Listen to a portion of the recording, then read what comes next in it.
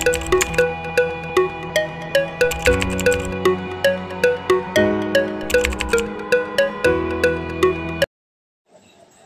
hapon mga kapangyo. So, malapit na ang Noche Buena for this Christmas. So, mag-aayos tayo ngayon ng table setting para sa aking pamangkin na 2 months old pa lang.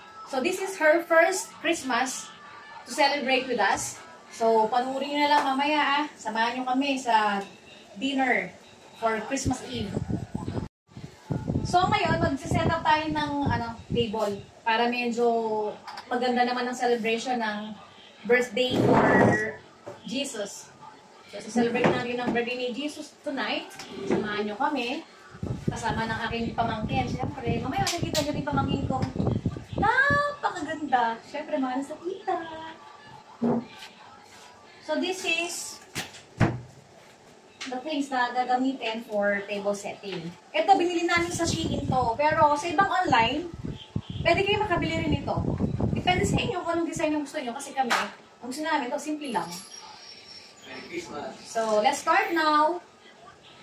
Unahin natin itong table runner. Siyempre, mas gusto namin kasi classic, kaya pure na wood lang yan. Wala nang kung ano pa. Siyempre, dapat pantay.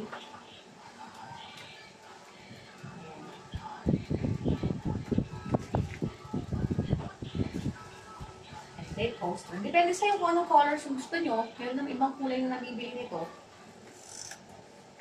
Siyempre, kailangan pantay-pantay yan, di ba? Ganyan lang kasi.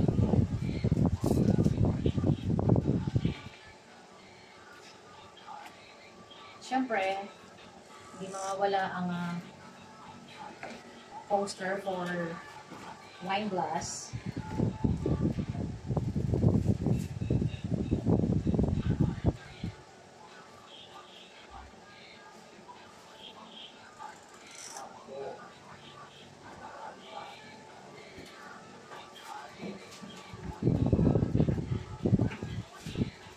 Dahil yung theme na napili namin is gold, white, and red.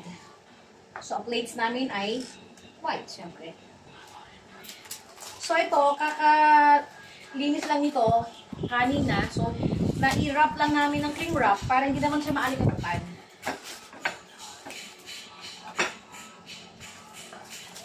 Yun lang. So, yun sa mga, dyan, yung mga iba na gusto namang celebrate ng birthday ni Jesus, medyo ayusin na rin natin yung table. Kasi ito, very affordable naman lahat to. So, parang mga nasa 500 plus lang ang bili. Kasama itong, yan, yung mga posters na yan. And yung table napkin na binili namin, ito, ano lang to, I think it's 35 pesos lang. Ito sa Lazada to binili. Pero itong mga yan, yung mga table runner, tsaka yung mga poster na yan, sa Shein shop. Marami din mura kahit sa Shopee, Lazada, or iba pang mga online na shops.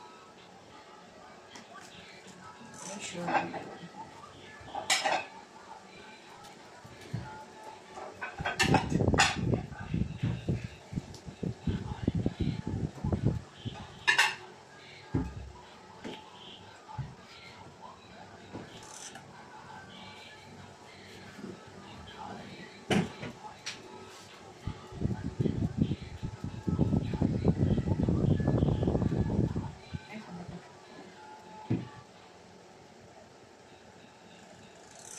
Wait lang. So, here's the candle. Suppose wala kami nabili na red candle, nilagyan na lang namin siya ng red na ribbon. Diba? Kasi kailangan paparaan tayo, no? Yung candle na gusto na kasi. Siyempre, hindi naman mawawala, wine. Para maganda siyang tignan, diba? This is it.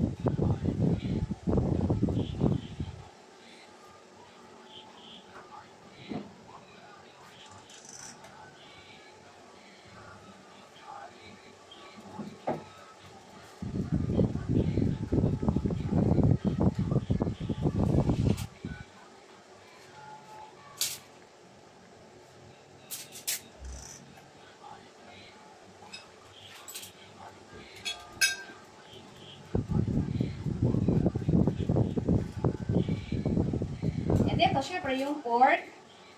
Yung pork and knife o magkatabi. And then, tablespoon and teaspoon para sa dessert. Ang teaspoon.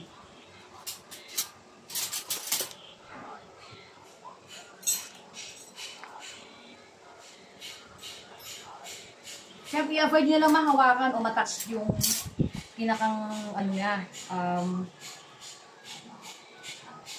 dulo. Kasi, siyempre, hindi natin isusubo yung pagkain.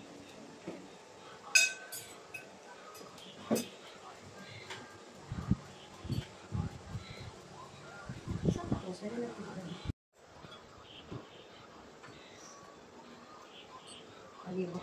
Pupunta rin siya.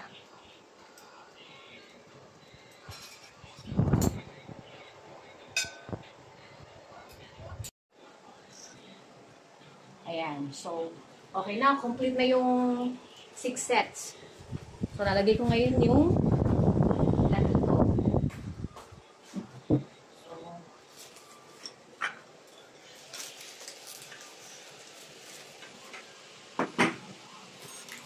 Binilutan ko kasi para hindi siya masyado na expose sa alikabok naman kasi siyempre ilang oras na lang naman then Noche Buena na. Then, so, ano tayo?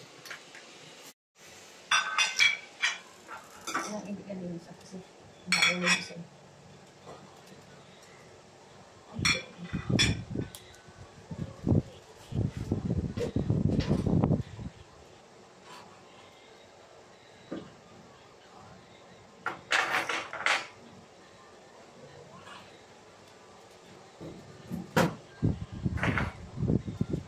So, ngayon, gagawa naman tayo ng table napkin. Kaya hindi ko natin sa Santa Claus.